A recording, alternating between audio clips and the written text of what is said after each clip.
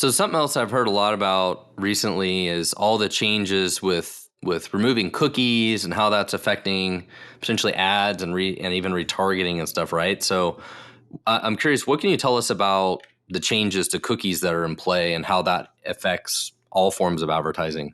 Well, it makes targeting much specific targeting much more difficult, but it's actually good for Omnkey in one perspective is that creative is our major lever. And we mentioned earlier how the platforms keep the personal information locked up. So enabled to perform better in this new market with cookieless tracking and everything, you have to have more creative. And so now you need more creative that gets distributed more effectively, and you have to figure out a way to use the platform algorithms.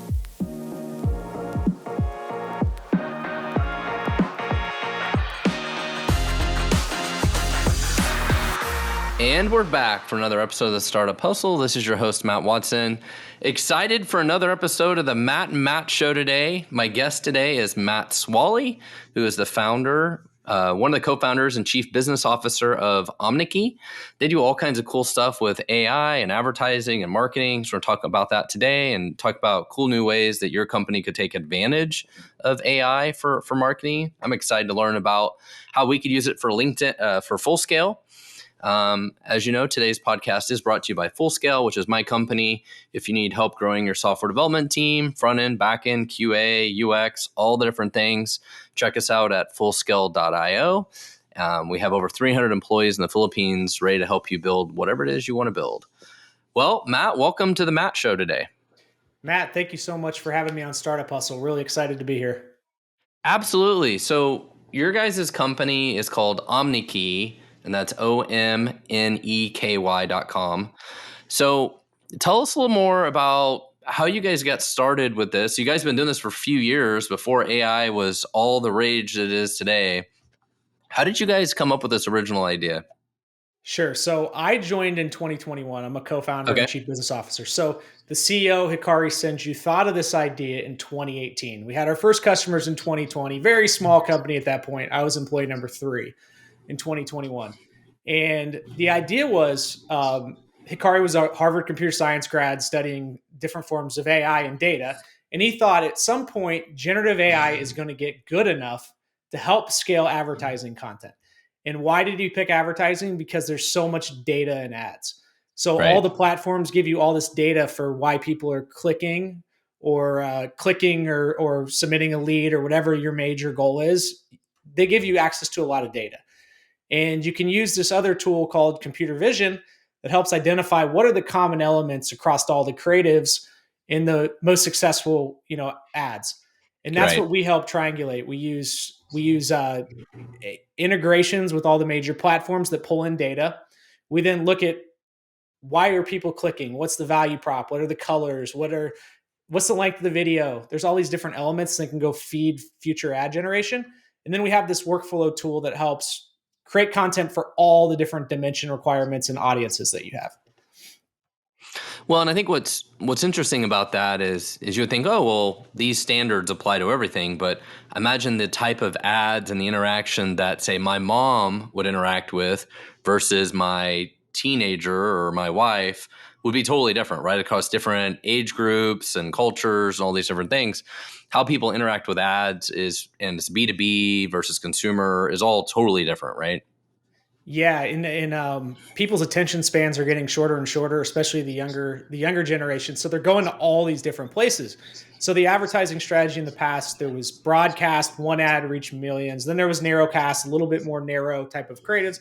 Now it's not personalized one to one yet, but it's getting to the point where every person has a unique ad delivered to them.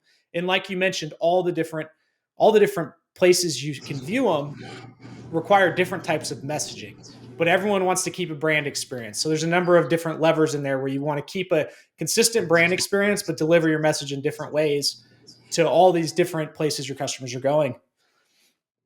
So how were you guys doing this? You guys were doing this before like ChatGPT existed? You guys built your own did you have to build your own AI then, or you were able to use some other AI algorithms at that time?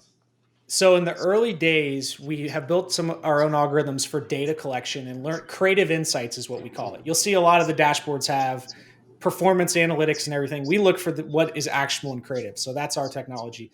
The early days, we had GPT-1 and 2 in the product in the Okay. 2020s. So it was OpenAI, the early days, where it was putting together content based on what you're seeing in the data, but it wasn't to the point where it is today, where it can learn from brand assets, for example. It can identify what are the fonts, what is the messaging, what is the tone in content. And then now you can generate it really rapidly with images and videos with lots of different concepts in a very short period of time. So if I wanted to use this for full scale and we're trying to reach other startup founders and CTOs, like how would I actually use your guys' platform? Like walk me through it. All right. Yeah. So, number one, you'd register for an Omnkey account and you'd provide data access to the ad platforms you're advertising on. If it's B2B, typically you're looking at LinkedIn and Meta and Google potentially. So we get access to that data. We immediately have a historical view into what is driving your leads. Second is you give us access to your brand assets. We have this library tool where you give us your fonts, your logos, any production assets you have, Matt. So the AI Okay. can learn from that. Third is we would help understand who are your ideal customer profiles. So like for full scale, what are your target size businesses and verticals? So it's all SaaS companies basically, like small to medium software companies. Sure. So we would take those as inputs, and also when you're running campaigns, you would do some sort of targeting, and then we'd create a whole bunch of ideas. So our platform will help generate a bunch of different ideas across a bunch of different ad types, and then we go test what's working well. So immediately after you start having content generation, we would go test it, figure out what's driving clicks or leads, and then we iterate in a very rapid cycle. So our creative delivery with our new tool is almost immediate. In the past, it's been like a weekly new set of creative that's learning from the past data of the week before. Okay. So is the key goal to just constantly kind of figure out which creative works the best, or you guys end up creating like 100 different creatives for all these different kind of micro audiences within that or something? There's two major ways AI can really help. Is one is minor iterations off of a high performing asset, especially in video too. You produce 5 different videos with slightly different wording in it, different colors. It improves the results off a high performing asset. You can do that with images as well. So you find a really great working ad and you create 5 different versions of it. That increases performance. The second is brand new ideas again. So what's changing within advertising is personal information is in a lockbox. Like they're all called walled gardens. Meta keeps all the PII internally. So what they're doing is now creative is the major lever for distribution. So Matt, they know what you've looked at. If you looked at something golf related or football there in Kansas City, all of a sudden everyone in your house that's on the same IP address is going to see 50 different Kansas City Chiefs Super Bowl items, you know. Heck yeah, So I like that. so the better you're creative for each of those customers, like you mentioned earlier, like my mom, for example, in Indiana has a different like. She's been looking at different Right. things. You have to have creative aligned for each of those audiences, and it gets distributed more effectively. Yeah. So does your software then figure out how to create that exact creative just for my IP address and that Kansas City Chiefs stuff, or like how does that Not to work? that point yet. Really, the platforms know the end users. So once you upload the content into the platform's going to decide who they believe it's a good fit for. So Meta decides Okay. Matt's a good user, or whoever it is a good user, and then it's going to start sending you those. Okay. So then do you end up uploading 10, 20, 30, 40, 50 different ad creatives and then trying to tell Facebook how to direct them, or how do you kind of optimize that then? You have to take a number of different approaches. So you want to always have a creative testing budget with a small budget. You look for lead indicators like what's getting clicked on a lot, what's lead indicators, click through rate, purchases, or lead gen. And then you drop those into higher budget campaigns when you figure out the lead indicators are performing well. So it's a constant creative testing and then dropping them into larger budget campaigns. Okay. So what is the minimum budget you would have to work with for something like this to be really valuable? To get enough data, we recommend at the minimum of like $5,000, most of the time Okay. $10,000, where you're getting enough Okay. impressions to be able. Impressions mean enough people seeing it, enough people clicking on it, and enough people submitting a lead to be able to optimize. Okay. So is one of the other values of your product is I could create those ads in your platform in one place and then you automatically distribute them to multiple different places? That's right, Matt. So the creative process historically could have like five different people in it. They have a strategy person on the front end, they have a copywriter, they have a designer, depending on the situation. Now our tool allows you to produce that content for all the different dimension requirements, and there could be 100 different dimensions, across all the places that you have to deliver ads. Our tool makes that very easy, so it's more of an operations role, more so. Okay. And is it truly autopilot where you guys automatically create all the creative via AI? It's So where we look at the present today is 10% human input on the front. AI can do the middle 80%. The last 10% is human review, edit, approve. Okay. So our tool And then takes. Go we ahead. do that, or do you guys do that review? We have a customer success team that's reviewing it, but also the customer always has to approve something before it goes Okay. live into the platforms. It's like especially with all the news on AI and people worrying about certain things, we like to have that human touch point at the very end, that before anything goes live, it's reviewed by Omnkey and them. Um, but that's the future really right now. The 10% human input on the front end is, what's the product that you want to go market? What is the audience you want to go market? What is your objective? And then our platform will do almost all the heavy lifting on the ideas, the image generation, et cetera. And then the last 10% is you're picking and choosing which ones are approved and what you want to edit. So, if you guys, as you guys have built this platform out, where have you found the most success for it? Is it specific industries, specific use cases? It's adapted a lot because in the early days, as we've moved more and more up market. So we have SaaS as 20% of our business still, but a lot of the generative AI products are great for e-commerce, retail, entertainment, things like that, because it can create a bunch of the things that are not just like a lot of SaaS has a image of a phone or something with like the mobile app on it or something. It does really well with like new ideas for those industries. With SaaS, it's great if you have a bunch of product production photos or videos that you can go piece into to new cuts of ads. Well, I could also see your product being useful for people that actually have a very low budget, but they have no ability to really create creative. Like they don't really have the expertise or the budget to create the actual creative. Is that a problem that you're able to solve too for those that have a lower budget? They're like, I just need help for like, I need one place to put all this and make it work, and it just does the creative for me. Or is that kind of not really your focus? Completely, yeah. So it's a definite. We have many cases with some of our smaller customers where we're dealing directly with someone on the leadership team that uses us for all the creative generation for all their advertising platforms, and really, we Okay. still can manage the campaigns as well if needed, but that's not our major focus. So there's something So, called medium. Yeah, go ahead. so do you go down to that low budget then? We go down to, our pricing starts right now around like a couple thousand a month, so around Oh, okay. 4,000. So it's, you have to have a sizable marketing budget Okay. to, yeah, for it to That's what make your sense. guys' cost is, or that's what the minimum budget is? That's like around our starting point today. Oh, what you guys charge. Okay. So Yeah, yeah, they've got to have a minimum budget or it doesn't make any sense. yeah. So I also own a company that does digital marketing software primarily for home services. So like plumbing, HVAC, and electrical, where in those categories, most all of their ads is just Google search. They're all text ads. Like they don't do much with display at all.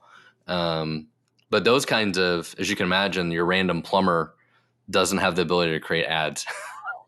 Like they don't do creative. Yeah, yeah, it's a great fit for some of those, and historically, search has been one of the major drivers there. But now, like Google, for example, has this thing called Performance Max that Yeah. sends the ads across all their different channels, including search. So it's like crucial you have creative to go test that. Maybe it will perform better because search becomes very expensive depending on how many people are bidding on the same terms, that Oh the yeah. same words and everything. So it's always worth like testing other avenues to make sure your, what they call customer acquisition costs, aren't lower somewhere Yeah. else. So as you guys were building this technology, what were some of the big challenges that you had to overcome?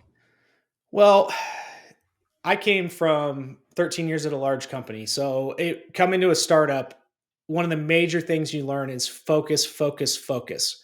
We were meeting with lots and at the beginning in the early stages, especially when generative AI got hot, we were meeting with almost every customer that came our way. And some of the challenges with that is your time, and you have to really focus on which customers do you bring the most value to, and then really zone in on building the product to solve specific business problems for them. And that's where we kept refining it, where we've moved into this space where we're more in the mid-market space slash enterprise agencies and resellers. And the other major thing is you got to be careful on, there's all these new shiny technologies showing up every single day. You have to be really focused on what you're developing and not be jumping at every single new thing that comes out every day. Well, and that's why I asked, because obviously building this for a plumber who only wants to spend $1,000 a month on advertising is a totally different business than optimizing for maybe something like Full Scale. That's like, oh, we would spend $25,000 a month on advertising, and we need all these different things. It's a totally different kind of customer to optimize for, but both are potential valid business models.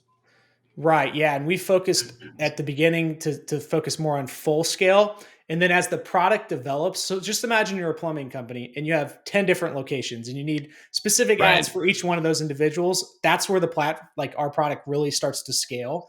And so Yeah. then you have personalized messaging for each location.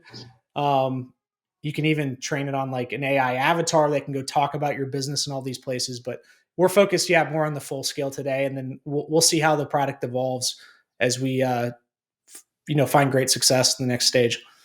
So you mentioned when you guys first built this, you were using GPT-1 and 2. And so I'm curious, when like version 3 and 4 came out, was that like a night and day difference and how it worked and how that enabled your guys' platform to work? Was that like a major evolutionary step? Yeah, and we're building some of our own models too. And part of it, definitely, you notice a big change when Chat GPT came out, and then the early Dolly had some image generation, but it wasn't where it is today. And then just wait a year from now, it's if you saw Yeah, that Sorrow release for video, right.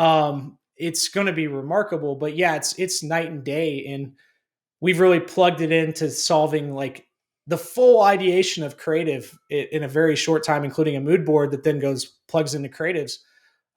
Every technology advancement, though, right now, every year is significantly better than the year before. Yeah, I remember the first time I went and played with Dolly, like when I think GPT probably 3 came out, or the first version of Dolly came out. And I was like, make me a picture of Mickey Mouse on the moon holding banana with gold shoes playing chess.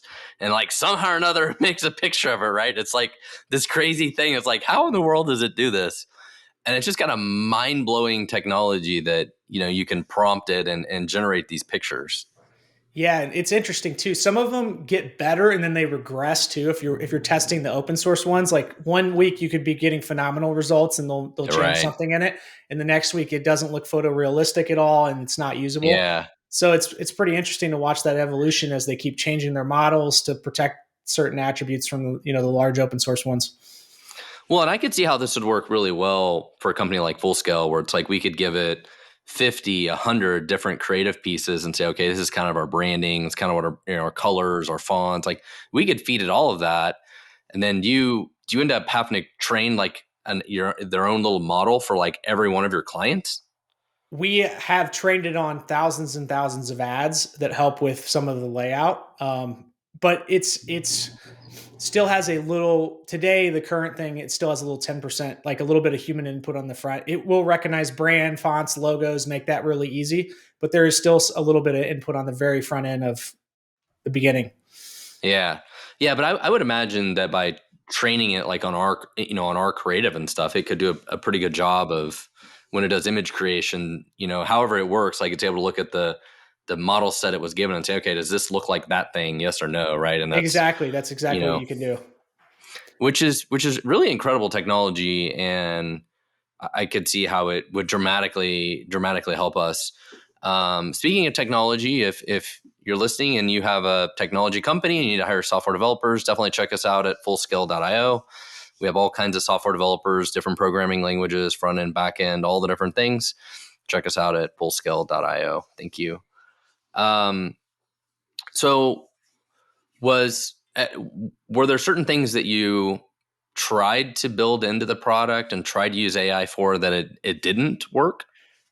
Yeah, that's the beauty of having a startup is we can test a whole lot of different things. There was one point a little over a year ago that one of the new models came out, and we were able to integrate it into our platform over a weekend and actually have customers testing some image generation, for example. But there's been certain things in the technology that we decided aren't a focus anymore and weren't the best fit for our product. Is that one of those things where you promised it to a customer and had a customer using it and you had to go back and be like, we're not going to do this anymore? It was more so of testing it over and over again and noticing that part of the technology wasn't there yet, and it's not worth even attempting to have that as part of our tech stack again right now until it's further along. So pull it out because you have to maintain. Whenever you have a part of your product that's not functioning the best, you have to continue to maintain it. So you just decide to go back to focus. What is our goal? Creating personalized, scaled content for all those different places. Yeah. Remove anything that's outside those boundaries. That's a that's the thing that a lot of first time entrepreneurs never really quite understand is once you build something, you're not really done with it. Like that thing needs care and feeding forever. It's like you've adopted a puppy. And Mm-hmm. now you have to keep taking care of this thing.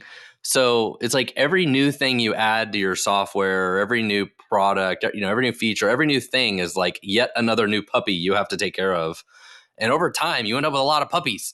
And they all, you need a lot more developers, a lot more bugs, a lot more support, a lot more all the things. You need all the things to support, right? And as you said earlier, it's like focus, focus, focus is so important. It's like less puppies to deal with, you know? Yeah. And we've seen that, that's been a learning experience for me throughout the last 2.5 years of really realizing that you can't have too many puppies at one time that continue to maintain. Yeah. So where do you see this kind of technology going? Like what is the next step for you guys? The next step for us is just incorporating video more and more. We use a bunch of different video technology using large production, cutting into supersets with AI powered of it. But the next step is using our tool to help pull in like just like you saw in the last release of Sorrow, like the video concepts. There's this picture that's amazing of these two pirate ships swirling around in coffee. I don't know if you saw it. That's a No, great I didn't see e-commerce ad, that. but it is so good in high definition. So the next step is going to be incorporating short form video into the full automation of AI.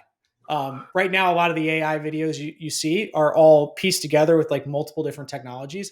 But we're getting to the point now where it's almost good enough where you can just feed it a great prompt and it actually generates something that's fully ready to go to market, just like image generation. So that will be our next video. And then the second thing is you can do motions already. It will take a picture and put a 4-second motion on it. So whatever's going on, it will actually turn it into a short form video. Wow, that's really cool. Yeah. See, I'm a little worried about the AI video stuff that you're gonna have sites like TikTok and YouTube Shorts, all this. They're just gonna get overwhelmed with just a ton of all this AI generated content, and it some of it will be good, but there could just be an overwhelming just amount of junk that just gets thrown into all these sites. Yeah. Yeah, it's another reason why you should constantly be testing multiple forms of content all the time as well. The Yeah. actual human content, and then also test the other stuff. Because a lot of times, the interesting thing about performance marketing, what you think is going to do well isn't always the case of what does well. No, I see that on LinkedIn all the time. I post on LinkedIn almost every day, and every once in a while I get an idea that's like, okay, I think this one will be a really big idea, and most of the time maybe it is. But then a lot of the other times are just like okay ideas. Sometimes they end up being giant ideas, and like you just never know what's gonna work and what's not gonna work when it comes to marketing. Yeah. Yeah, and one of my favorite things to suggest now is testing. There's so many free applications out there. Is like I like to go just test a couple of these every week and see how far along they are, and it really helps you realize like what the capabilities of technology are and what are the challenges with it today. So what else do you see as being the future when it comes to marketing? You mentioned earlier about Google and Meta are a huge part of the advertising, but how you also mentioned there's a bunch of other advertising platforms that people should be using. Yeah, so there's lots of them. So our integrations are Meta, Google, LinkedIn, Twitter, TikTok, Reddit, Quora, Pinterest, etc. But then there's all these others called programmatic, which is all the normal websites you see. They're selling ads.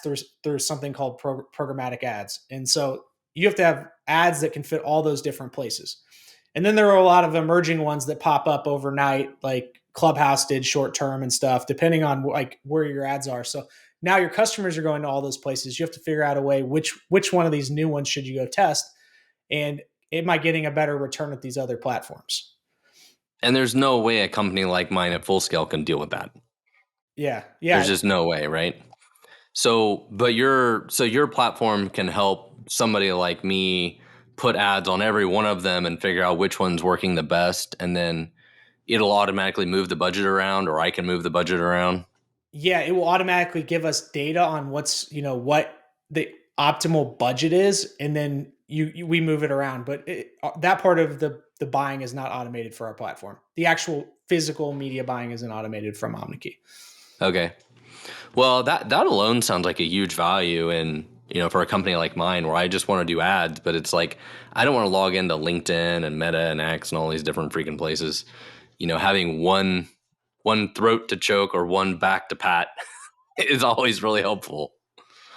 Yeah, we have a really good, easy experience with this nice approval dashboard as well, where your team members can go, make changes. You can have your compliance and legal for larger companies as part of it, and then nothing goes live until you click actually approve on it.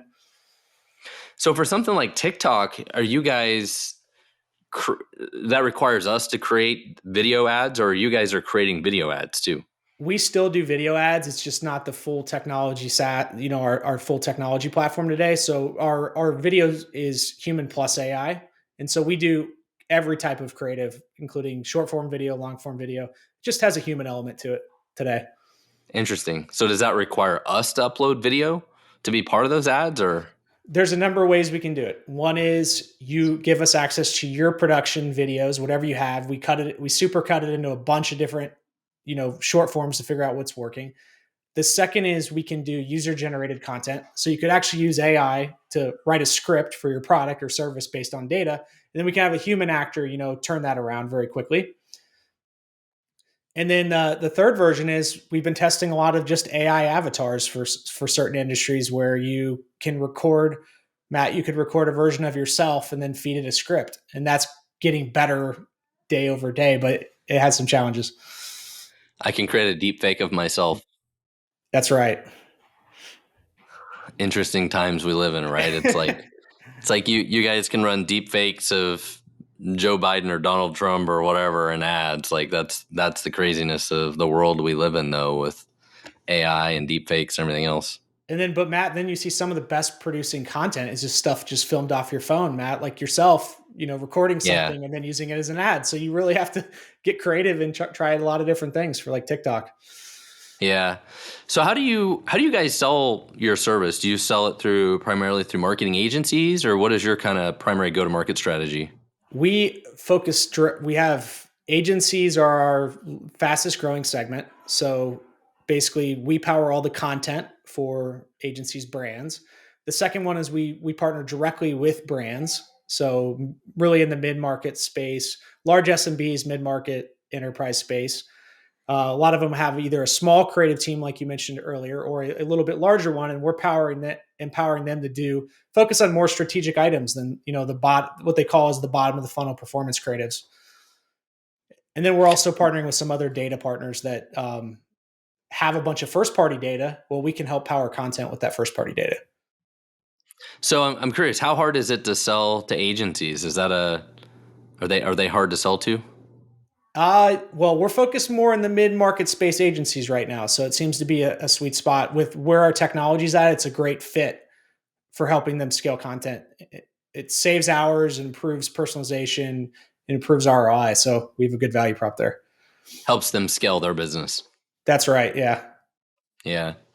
Yeah. So as I mentioned, I do some digital marketing related stuff in home services and work with an agency in that space. And the problem with a lot of agencies is they seem to throw people at problems and not technology at problems. And so they just have a whole lot of people that seems like they're very inefficient at everything they do, from my experience at agencies. Yeah. Well, they find value in our current product for a number of different reasons. And one of them is they can focus their resources on more strategic items Yeah. than performance marketing. Yeah, I'm sure your guys' technology helps tremendously of helping them scale without so many people. Yeah. And you can't, like you mentioned earlier, you can't be an expert on every single platform. That's the challenge. Oh yeah. Yeah, 100%. And yeah, as I talk to you, I imagine the agency that I do some work with, I imagine could really use a product like yours for their larger customers. I mean, even in plumbing, and one of the customers that we work with spends $200,000 a month in advertising as a plumber. I believe it. It's crazy, some of these That's a big companies out budget for there. plumbing. How big of a, that's a Yeah. pretty big, good sized company. They're in a very large metro area, and they're the number one player in that Wow. area. I think they have over 100 service technician trucks running around every day. So it's a pretty big business. Yeah. Well, what else can we learn from you guys today? This is really fascinating technology. Well, I'd say one of the major things is we were talking about how sales has evolved, right? Before this call, we were mentioning how does this Yeah. power sales? Well, one of the biggest challenges out there has been emails go to spam more often, phone calls don't get picked up as frequently. So when you're thinking about your plan for how you bring customers sell to your customers, you have to have a digital strategy today of some sort. And it really needs to be the base.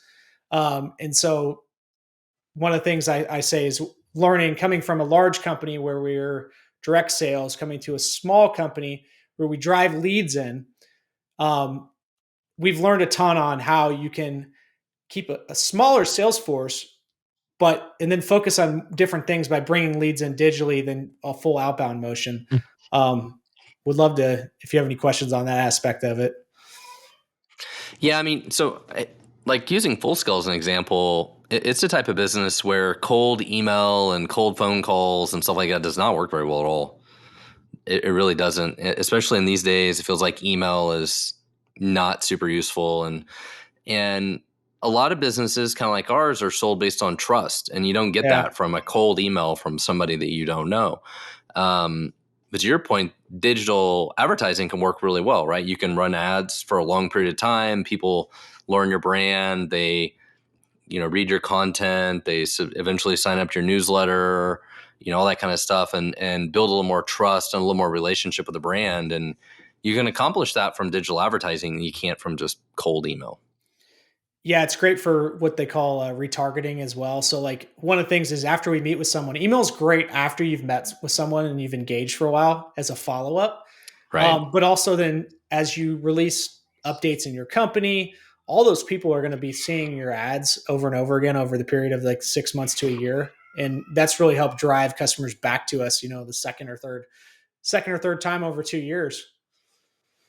So something else I've heard a lot about recently is all the changes with removing cookies and how that's affecting potentially ads and even retargeting and stuff, right? So I'm curious, what can you tell us about the changes to cookies that are in play and how that affects all forms of advertising? Well, it makes targeting much specific targeting much more difficult, but it's actually good for Omnkey in one perspective is that creative is our major lever.